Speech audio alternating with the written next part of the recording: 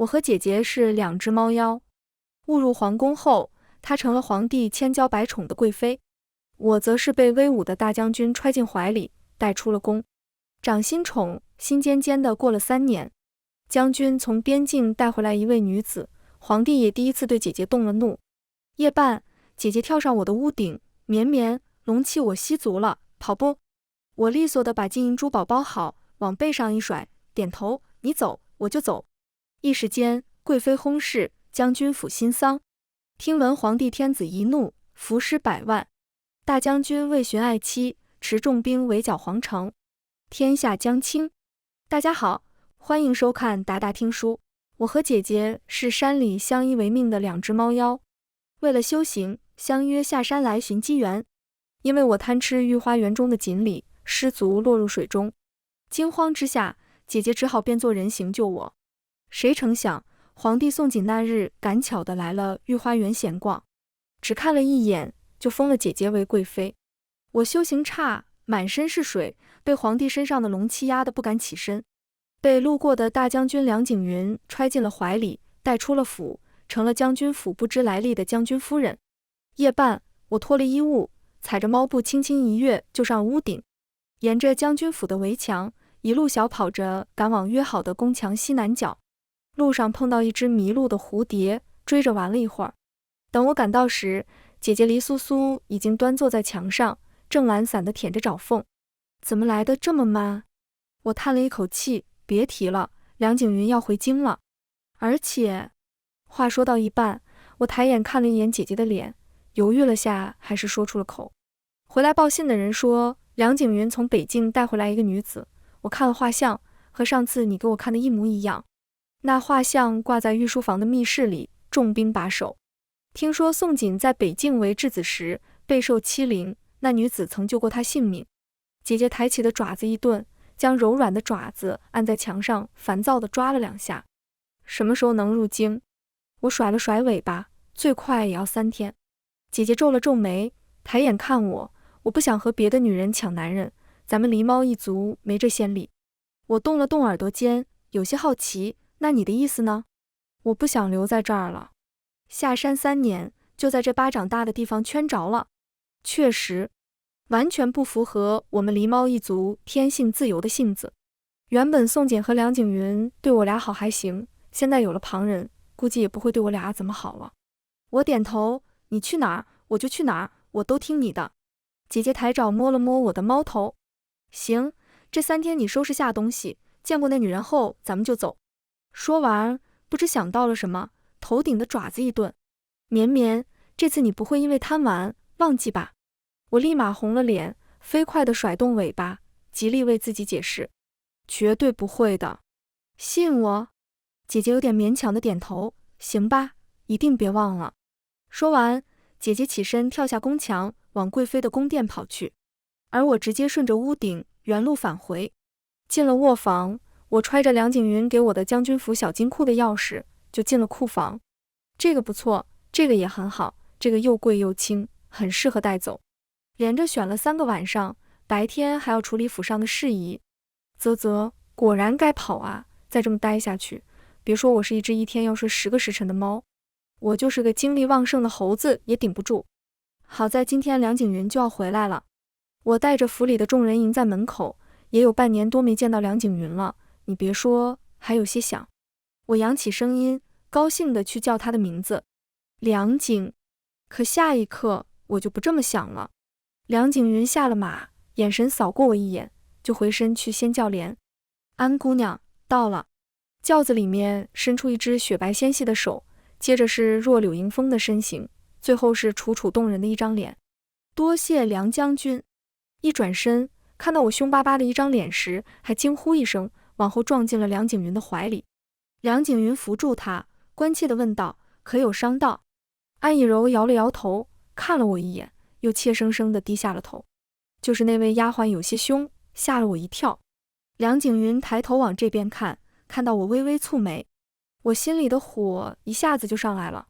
梁景云，你给我松开他！他骂谁是丫鬟呢？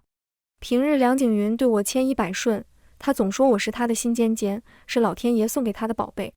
下山这3年，我在将军府横行霸道，从来没人敢给我脸子看。这还是第一次，有人敢当着梁景云的面故意骂我是丫鬟。我以为梁景云会帮我，可他只是不耐烦地轻声说了一句：绵绵，别闹。闹？我闹？满府的人都在门口看着他们当了3年女主人的人被还没带进门的人折辱，而梁景云站到了他那边。安姑娘，我先扶你回去休息。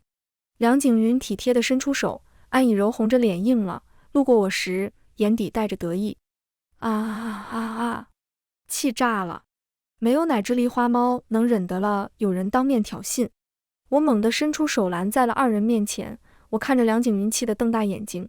梁景云，我问你，我还是不是这府里的女主人？我伸手指着安以柔，一字一句道：我说我不许这个女人进门。梁景云目光复杂地看我，半晌说了一句：黎绵绵，我至今还未娶妻。心凉了半截，像是被鱼刺戳到了嗓子，卡在喉咙，上不去下不来的难受。我瞬间红了眼眶。你说你没娶我？那当年我舍命救他，在破庙的拜堂求亲是什么？梁景云眼底闪过一丝心疼，松开安以柔的手，向前一步。我以为他要抱我，谁知他靠近我的耳边，轻轻落下一声惊雷：一只狸奴，还想当将军府的主母？我浑身一颤，宛如坠入冰窟。看着他扶着安以柔离开的背影，我气得说不出话。我气鼓鼓地回了房间，想来梁景云家人在怀，也想不起我这个旧人。索性我变换了形态，跳上墙翻了宫里，找了半天都没找到姐姐的踪迹，反倒是在御书房门口见到了脚步匆忙的丫鬟。难道在御书房？我悄声猫进了御书房的窗下，爬上树往里一看，果然在这儿。姐姐正站在桌后的墙边，暗室门大开着，她拿着那张画像，泪如雨下。她是谁？宋锦站在原地，攥紧了手，你便是撕了又如何？他人已回到京城，画像早就没了意义。姐姐面色一白，倔着性子又问了一句：我只问你一句，这3年的恩宠，你可有一刻是真心待我？宋锦扫过姐姐的脸庞，最终冷着声道：从未。大猪蹄子，从前对我姐姐千娇百宠的，姐姐喜欢西域的丝绸，说是颜色鲜亮，宋锦就一掷千金为她挂了满墙。虽然后来都被姐姐磨了爪子，但宋锦知道后却只是夸姐姐苏苏刮得极好，我瞧着倒是比原来好看得多。那话连我听了都心虚。姐姐喜欢柔软的皮毛，宋锦就大开丝库，给姐姐随意挑选，甚至将她登基之后游猎的猎物的皮毛缝制成毛毯，那鲜亮的灰色皮毛能铺满整个贵妃的寝宫。而现在她甚至还没见到安以柔那个女人，就已经对姐姐变了态度。人渣！姐姐被工人带回了寝殿，宋锦在原地站了很久，眼底沉痛。迟来的申请给狗看，呸呸呸，狗都不看。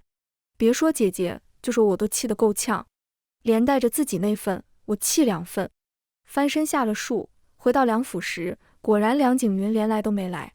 我只能化生气为动力，疯狂往包袱里塞金银珠宝，这些全卖了，够我们山上的狸花猫吃上一辈子小鱼干的。想到一半，我突然想起了，山已经没了，狸猫一卖也只剩下我们姐妹。又到了午夜，府上的老爷回来了，我又没了夫人的头衔，人人都忙着去巴结新来的安姑娘。哼，相处3年，连个来问我用饭的都没有。屋顶传来细碎的踩踏声，有人掀开了瓦片。我委屈地吸了吸鼻子，小声叫她姐。她又掀开2片，变成圆形跳了下来。绵绵，龙气我吸足了，那边也留下了假身。你是跟我一起走，还是再留下待上一阵？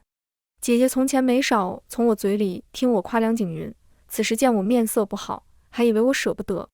我大力地摇了摇头，不要，我们一起走。她皱了下眉，四处看了一眼。梁景云回来没和你住？不说还好，一说更气了。宋锦画上那女人现在就在府里，梁景云对她千依百顺的，还说我一只狸奴不配当将军府的主母。当初他供养我，我舍了半身修为救他，他在破庙亲口说要拿命聘我，我才愿意嫁给他当妻子的。姐姐，他反悔了。我拽着姐姐的裙摆，哭得可怜兮兮。桌面啪的一响，我吓了一跳，仔细一看，姐姐气得连尾巴都出来了。果然凡人都是狼心狗肺，宋锦如此，梁景云也是如此。他伸手拍了拍我的头，语气是恨铁不成钢，本来就笨，修行也慢，还被人骗去了半身修为，现在连个假身都变不出来吧。我委屈点头，姐姐气归气，还是伸手在床边施法。转眼，一个和我一模一样、圆脸猫眼的少女就坐在了床边。我一脸惊奇地指着假身的肚子问：“怎么还吃得撑了？”然后被姐姐嫌弃地拍了下脑袋：“什么吃撑了？”我发懵啊！姐姐眼中金光一闪，她既然不愿意承认你的身份，那我就帮你送一份大礼给她。虽然不明所以，但我姐姐说的都对，都听你的。姐姐走后，我饿得难受，就推门出了屋子。从前个个都是夫人长，夫人短的，此时门外却空荡荡的，着实凄凉。呸！势利眼！我走到厨房门口，想拿些点心填填肚子，却一抬眼就看到安以柔身边带着人，正在那里和大厨笑着说些什么。眼神一扫，案板上正好放着一碟我最爱吃的炸小黄鱼。因为我喜欢这个，梁景云曾下令厨房里任何时间都要给我备上一碟，甚至有一次见我吃得香喷喷的，还吃味道，小馋猫眼里只有小鱼，一眼都不肯看我。我叼着鱼尾巴反嘴，谁让你没有小黄鱼好吃？他眼神晦暗，将我抱上桌，一口咬上我的唇，语气恶狠狠地说：“我不好吃，小狸奴再仔细尝尝。”看到小黄鱼，我理所当然觉得是给我留的，伸手就要去拿。安以柔身边的丫鬟想去抢，可她哪里能有猫快，最终那碟小黄鱼还是落在我的手里。我仰着下巴，轻蔑地看她跟我抢东西，你也配？和猫抢鱼，过分！安以柔面色不好看，却装模作样的开口：“姐姐喜欢吃，我本来该让你的，可我家在北境，平日里母亲最爱做小黄鱼，我许久未归家，只是想尝尝家中的味道。”我皱着眉，听他絮絮叨叨了半天，烦了。关我什么事？偏偏旁边的丫鬟和大厨还一脸同情地看向他。不是，都脑子不好吧？我端着小黄鱼就往外走，刚走一步，就被安以柔拽住了袖口。你要吃，再让他做揖。话还没说完，就被安以柔狠狠一推，小黄鱼洒了，满天飞，人也撞到了门框上。我都摔懵了。紧接着，就见安以柔像是被空气推了一下，倒退着险些栽倒在火堆里。我本来都站好了，身后却猛地闪出一个人影，从我身边路过时又撞了我一下，脸蹭到了门框上，瞬间见了血丝，好痛。可那人不仅没道歉，反倒是速度极快地把安以柔抱进了怀里。安姑娘，没事吧？梁景云紧张地扶起安以柔，柔声询问。她能有什么事？她先推我的。安以柔却仿佛吓坏了般依偎在他怀中。我没事，梁将军，快去看看绵绵姑娘吧。说是劝人，眼底却在看我时闪烁着害怕。梁景云抬眼看我，眼底是压抑不住的怒气。黎绵绵，你又惹事了？喵喵喵喵的，关我屁事。可我看着梁景云生气的表情，心里却酸涩又憋闷，让我一连串骂人的脏话停在唇边，一句也说不出来。安以柔拽了拽梁景云的袖口，怯生生地说：“以前在家，母亲总给我做小黄鱼，我一时见了心里难受，这才惹怒了绵绵姑娘。也不怪绵绵姑娘，是我没站稳，她这么对我，都是因为在乎将军。”她越说，梁景云的脸越沉。道歉？我的声音气得都抖了。你让我给她道歉？不过是一碟小黄鱼。我猛地大声喊住她：“梁景云！”泪光在眼底闪烁，我通红着眼眶看她。不过是一碟小黄鱼。酸涩的疼一丝一丝地沿着血脉蔓延，直至全身。梁景云冷漠地看着我，眼底闪过一丝心疼，随后又失望地加重了语气：“黎绵绵，你能不能别闹了？”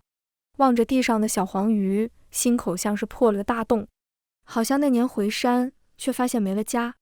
当晚我沉默地翻上墙头，蹭了蹭姐姐的下巴：“姐，我们离开吧。”隔天一早，宋锦就亲自骑马大张旗鼓地接安以柔进宫。梁景云站在府门看了许久，回身问了一句：“夫人呢？”下人思索了一下，回了句：“夫人从昨日起就关在房中，并未出来。”微微蹙眉，饭也未用。下人点头。梁景云沉默许久，也罢，他那个性子也该饿2顿尝尝记性。抬腿进了门，又走了几步，去厨房弄些现炸的小黄鱼，我亲自送去。下人应答，随后迟疑着问了一句：“那以后还叫夫人吗？”不了。为了一滴我精血的假身，同我一模一样的长相性情，施以法术，还能远程操控。此时正捧着肚子呆愣愣地坐在床上。梁景云端着小黄鱼和一碗汤进了门，京城之外的姐姐催动法术，那假身就动了起来，阴阳怪气道：“梁将军，不陪你的安姑娘了。”梁景云把东西放在桌上：“你最喜欢的炸小黄鱼，拿去哄你的安姑娘，我可不敢吃。”梁景云下颚绷紧，眼底带着怒气：“黎绵绵，你到底还要闹到什么时候？我难道这几年给你的还不够吗？”“闹？谁在闹？”假身起身，一步一步走向梁景云，双目赤红。“梁景云，那年你替皇帝办案，被人下毒身中数箭，我在破庙用半身绣卫救了你。你当时对着城隍起誓，以命聘我为妻，绝不辜负，你可还记得？那年的破庙四处透风，只有半截燃盛的蜡烛和满身鲜血的他。”梁景云执起我的手，笑着道：“以命为聘礼，以血做嫁衣，聘离奴绵绵为妻，永生永世不分离。我若有一朝违背誓言，必定天打雷劈，被掏空心肝而死。”后来他带我回了京，满京城的人都知道将军夫人来历神秘，被将军捧在心尖尖。府上有丫鬟问我何时和梁景云办喜宴，我也不知，就跑去问他，他却借口说猫妖稀少，若是大张旗鼓对我来说太过危险。当时我还感念梁景云居然这么心疼我，如今才明白，什么危险，什么保护，只不过是我这只狸奴不配做他将军大人的夫人罢了。见我不说话，他就轻声来哄我：“你乖些，我以后每天都叫他们炸小黄鱼给你，好不好？”好似只要吃上一条小黄鱼，我就能瞬间把所有事情都忘光了一般。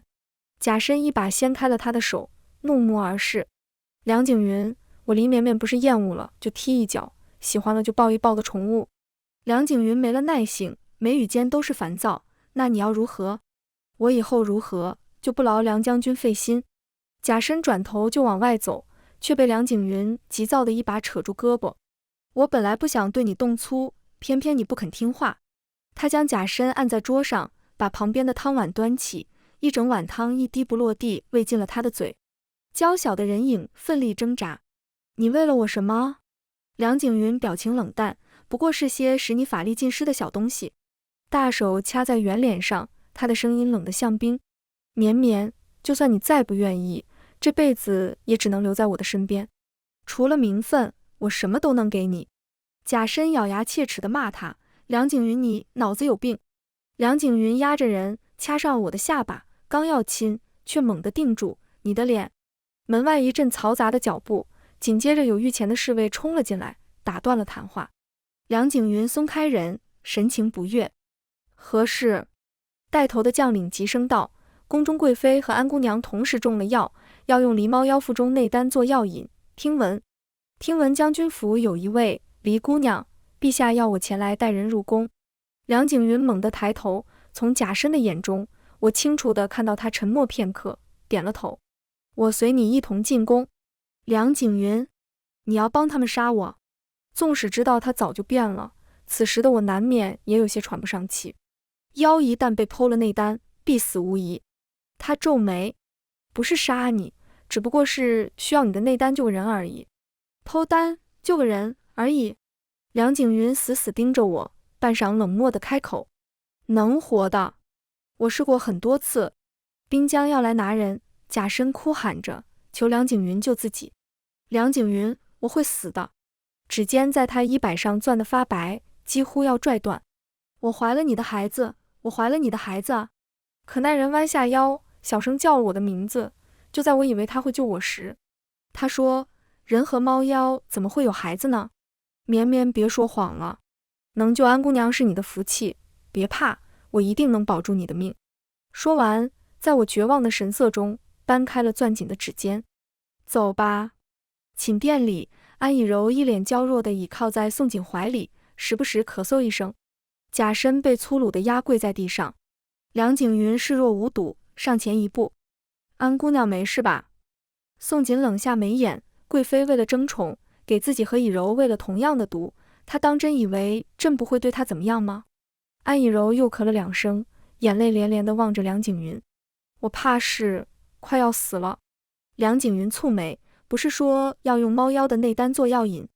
说罢，看向宋锦：“陛下又是如何得知我家中有猫妖的？”安以柔看了一眼我，抹了抹根本没掉下来的泪：“不怪锦哥哥，他也是担心我，是我。”见他太过担心，想起你说过家里有只养了许久的猫妖，这才说漏了嘴。我也没想到那猫妖会是绵绵姑娘，还是让我去死吧，你们别救我了。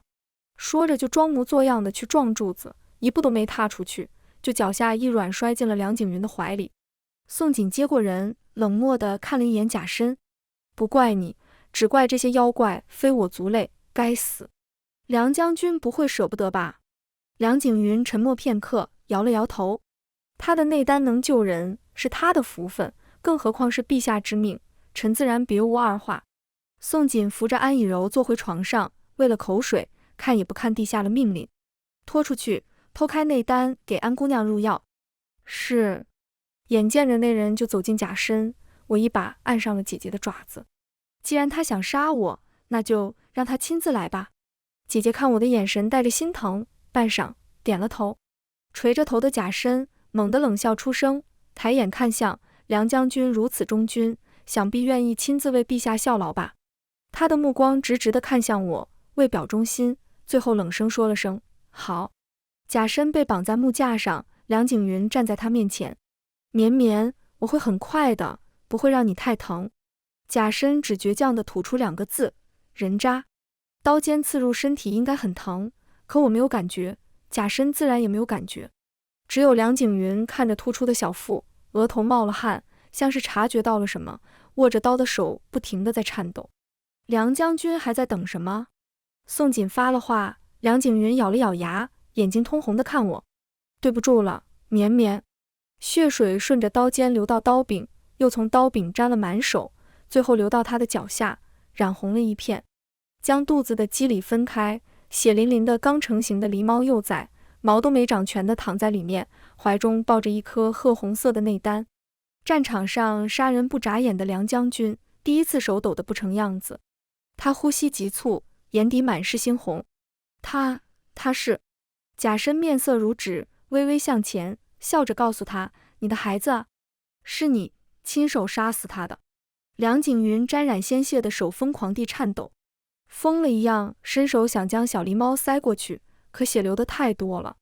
被取走内丹的假身缓缓地闭上了眼睛，幼崽的体温也在他的手中渐渐变凉，只剩下内丹在盘内熠熠生辉。他惨白着脸，汗渍、泪水和血液混为一体，狼狈不堪地跪在宋锦面前，把内丹奉上。眼皮底下是深入骨髓的恨意：“陛下，臣身体不适，就先退下了。”“去吧。”宋锦接过内丹看了一眼，吩咐太监去煮了药来解安姑娘的毒。可要接到手里，太医又犯了难：“陛下，这内丹只够给1个人做解药，安姑娘和贵妃娘娘，您看。”宋锦皱眉，还未说话，安以柔就懂事地开口：“给贵妃姐姐吧，虽然是她下的药，但我实在不忍心看她去死。至于我，大抵是没有福气的。”宋锦闭了闭眼：“给安姑娘。”太医试探性开口：“贵妃娘娘那边，她若是自己没吃毒药，就关她3天以儆效尤；若是吃了，算她活该。”他打定主意，认为姐姐只是做做样子，一定没有真的吃药。可他不知，死得不透彻，怎么叫死顿呢？内丹被拿了出去，太医还没把药煮好，就见贵妃的宫殿外面满目的火光冲天。宋锦猛地从床上站起，厉声问：“外面怎么了？”小太监跑进来，立马跪下：“贵妃娘娘说毒药止。”只有一份，他自己吃了。陛下既然选好了，他就不奉陪了。宋锦瞳孔猛缩，他人呢？轰了！宋锦身子一个踉跄，几乎差点摔倒。轰了！朕不信，他一定是在耍脾气，要朕去哄他。朕偏不要去看他，任性妄为，还想要朕哄着他。骄纵！他一字一句地咒骂着，身体却不住地在颤抖，手攥成拳头，眼底一片猩红。他还说什么了？小太监吓得浑身直哆嗦，听贵妃娘娘的宫女说，贵妃吃了毒药，那药毒性厉害，面目青紫，可怖得很。娘娘说她生得漂亮，不愿让陛下见她这副模样，就点燃了宫里的物件，投火自焚了。宋锦的脸色冷得吓人，小太监抖得如同筛子。安以柔试探性的刚说了一个字：锦。滚！安以柔愣住，宋锦哥哥。宋锦猛地转过身，双目猩红到可怕，一字一句地看着他。我说让你滚，听不懂吗？太医刚好煮完药，一推门进来，就被一脚踹开，药碗被掀翻，洒了一身。一只灰色带着纹路的爪爪按住了我面前的镜子。姐姐甩着尾巴碰了碰我的额头，别看了，还会回来的。我和姐姐并排坐在山顶，远远地向住了3年的皇城看去，高大巍峨，隐隐绰绰。是啊，还会回来的。姐，走吧。2只狸花猫脚步轻快地跑下了京郊外的山顶。天地广阔，奔向自由。可我们还有事没做。我们走后不久，整个盛京就被闹了个天翻地覆。宋锦疯了一般在宫中寻找，纵然找到了烧焦的假身，也依旧不愿相信姐姐死了。他不吃不喝，不肯上朝，把凡是能接触到姐姐的人都抓了，一遍又一遍的让他们重复当天发生的事。可无论怎么问，事情由谁说出口，得出的结论都是一个：害死姐姐的人就是他，宠爱姐姐为他动心的是他，白月光回来一朝变脸的也是他，明知姐姐性情却不相信他的还是他，最后甚至连2选1时选他去死的也是他。宋锦不愿接受，所以他下旨把当日皇宫内的宫女、太监、侍卫，凡是那天见到或听到的人都杀了。鲜血在宫中连成一片，把地上的砖都浸透了，仿佛只有这样才能洗刷掉他手上沾染的姐姐的血。更可笑的是，曾经挂着安以柔画像的位置，现如今挂上了姐姐的画像，则恶心。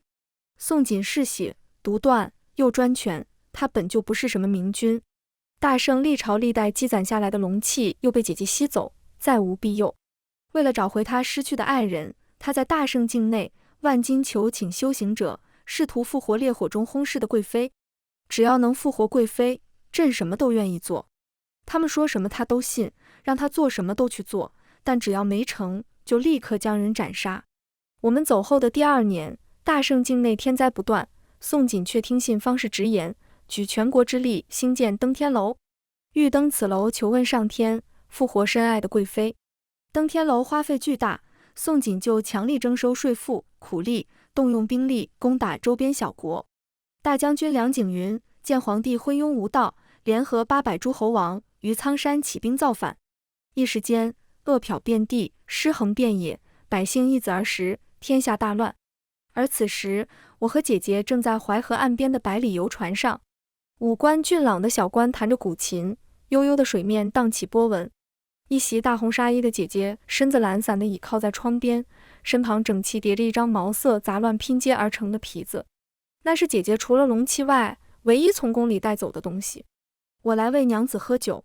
一身碧绿长着桃花眼的小官凑到我的旁边，举着杯子要喂我。我皱了皱眉，啃了一口手里的桃花糕。你自己喝吧，我不爱喝酒。姐姐挑眉轻笑，我家绵绵还是对吃比较感兴趣。从前不是爱吃小黄鱼，我给你点了，你怎么一口没吃啊？我放下了手里的桃花糕，有点不乐意地喊她，姐姐。她明知道离开圣经后，我便不再吃小黄鱼，却还要调笑我。好，不逗你了。姐姐这3年炼化了体内的龙气，修为精深后，眉眼间越发美貌，一举一动都撩人得很。那官人脸颊通红，轻声询问姐姐，夫人，这皮子做工虽好，毛色却杂乱，哪里配得上夫人的美貌？我前段时间得了件上好的狐裘，夫人若是喜欢，我便赠与夫人可好？姐姐伸手抚上她的脸，笑得花枝乱颤。你懂什么？这皮子好得很呢。好得很呢4个字，姐姐咬得极重。官人被她一笑，弄得神魂颠倒，又是喂酒，又是送果碟，啧，真是没眼看。没了吃点心的心思，我起身出了画舫。我沿着船身一路到了甲板，天地辽阔，水天一色，有一只迷路的蝴蝶落在了我的肩膀上。咔咔，我见四处无人，伸手去扑它，却猛地感到后颈一凉，指尖一松，笼在掌心的蝴蝶就飞走了。我僵硬地扭过头，7、8米开外的另一艘画舫上站着的是3年未见的梁景云。空气一瞬间都安静了。我起身便要跑，可画舫上哪里有路，我瞳孔一缩，在甲板上留下一个梁子，翻身从画舫上跳进了冰凉的江水里。黎绵绵，头顶是梁景云失控的吼声。我全然不理，在水下一路游向江边，身后突然砰的一声水花四溅，是梁景云。可他不会水，我就迟疑了片刻，从天而降一张雕满符咒的网就落了下来，将我困在其中。被拎出水面，待到梁景云面前时，他看着我的眼是满目的红。绵绵，你还是舍不得我死。我抬起眼，平静地看着他，实话实说，我回头就是想亲眼看着你淹死。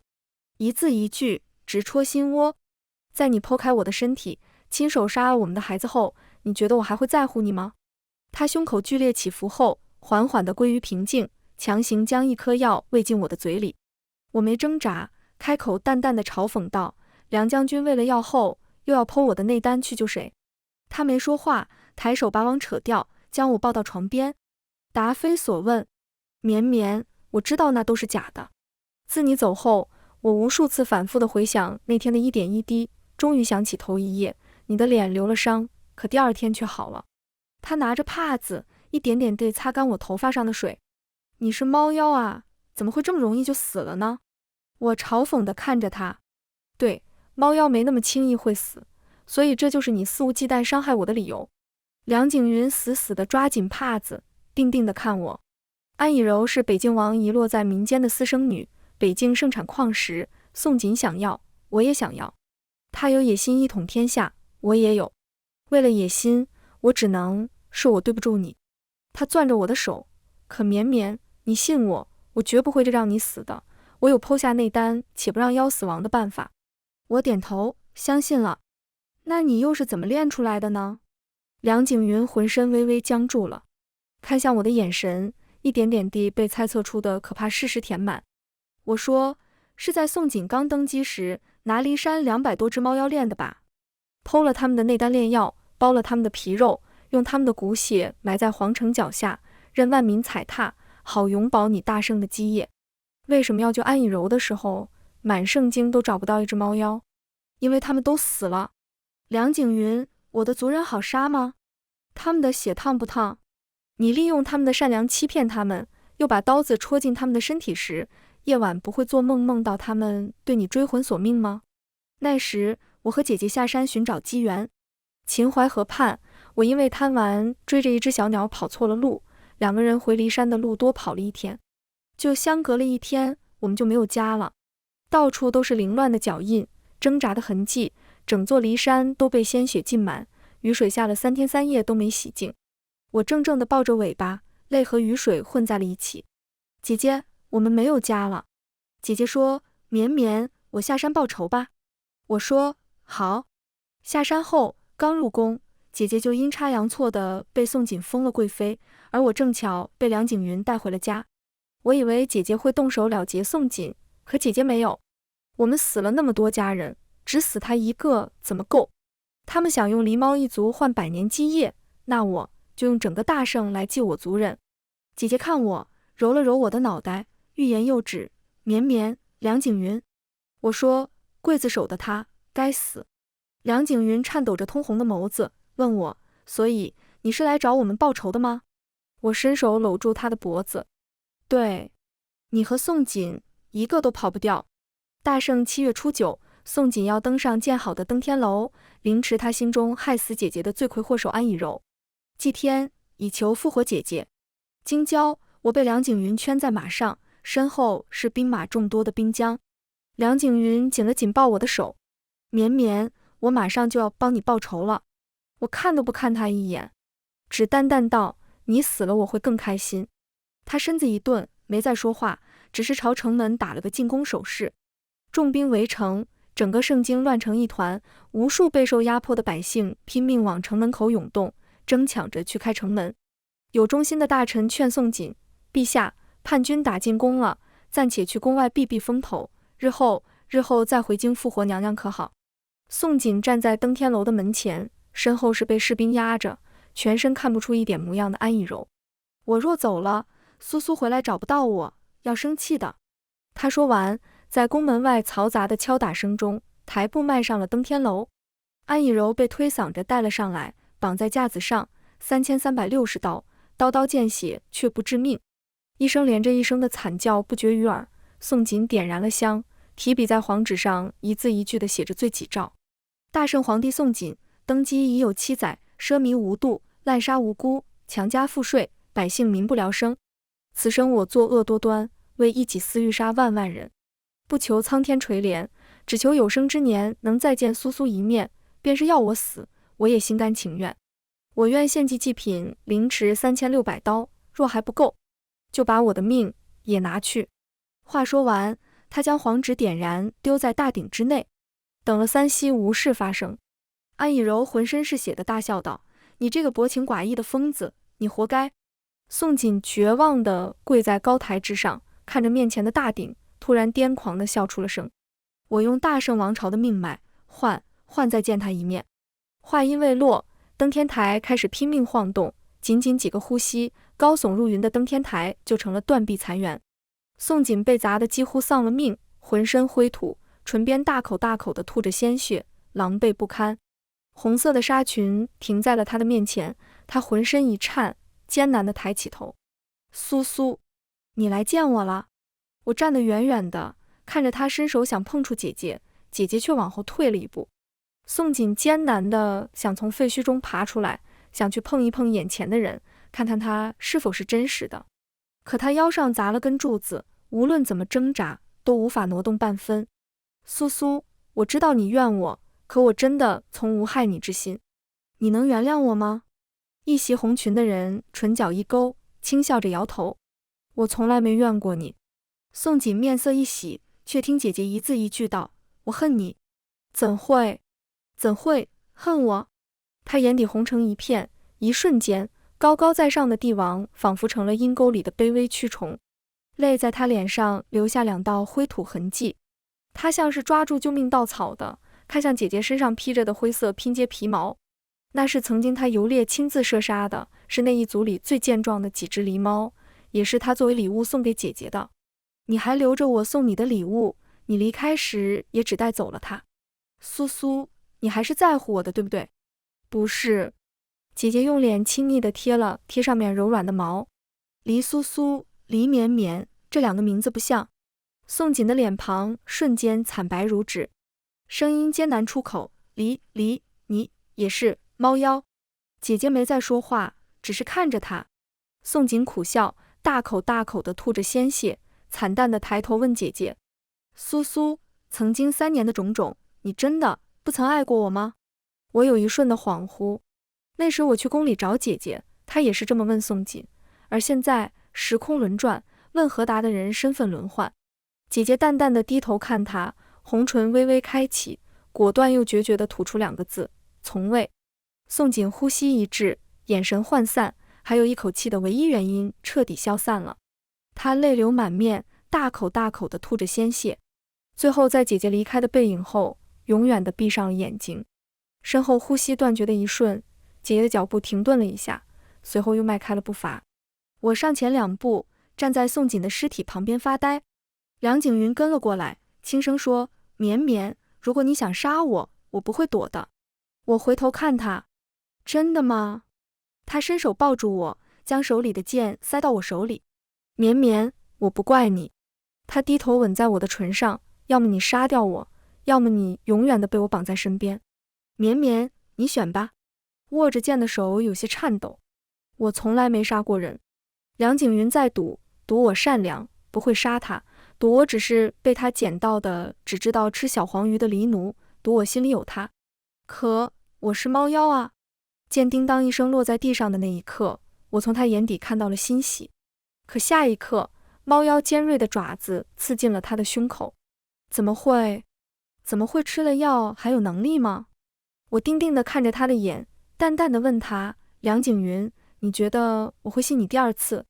在他错愕的眼神中，我贴着他的耳朵轻轻说，你不是问过我为什么喜欢吃小黄鱼？那是因为我曾经喜欢的狸猫，它叫小黄鱼。梁景云口中喷出一口鲜血，眼眶通红地看我。如果你要问和宋锦一样的问题，那我也可以告诉你一样的答案。从未爱过你，一切的一切都不过是对你的报复。你是我和姐姐手里操纵去斩断大圣命脉的一把刀，我说的爱你，也不过是其中必要的催化剂。梁景云，刽子手不配活着，也不配被爱，你只配下地狱。梁景云的喉咙像是风箱般的抽泣，想说话，却只感觉眼前越来越沉。绵绵，他满眼是泪，还想叫我。我突然想起什么，到他旁边蹲下身子。梁景云，下辈子我希望不会再见到你。叛军头领梁景云一死，叛军联盟内乱，大圣一时间群龙无首，乱成一团。京郊的山顶上，姐姐抬手打了个哈欠。大圣100年基业已断，我想回骊山重新集结族群。绵绵觉得呢？我叼着小黄鱼点了点头，我觉得姐姐说的都对。脸被姐姐伸手掐住。我觉得绵绵说的也对。两个人笑作一团，转身化作2只狸猫，踏风而去。那天风轻云淡，是个好天气，一如当初遇见他的那天。圆脸猫眼的少女看着尾巴垂在水里的猫耳少年，好奇地问，你在做什么？绵绵，你喜欢吃小黄鱼吗？喜欢。少年羞涩地动了动耳朵，脸上红成一片，那我以后给你钓一辈子的小黄鱼吧。好。全文完，达达听书感谢您的观看，每天上新精彩小说，喜欢就订阅吧。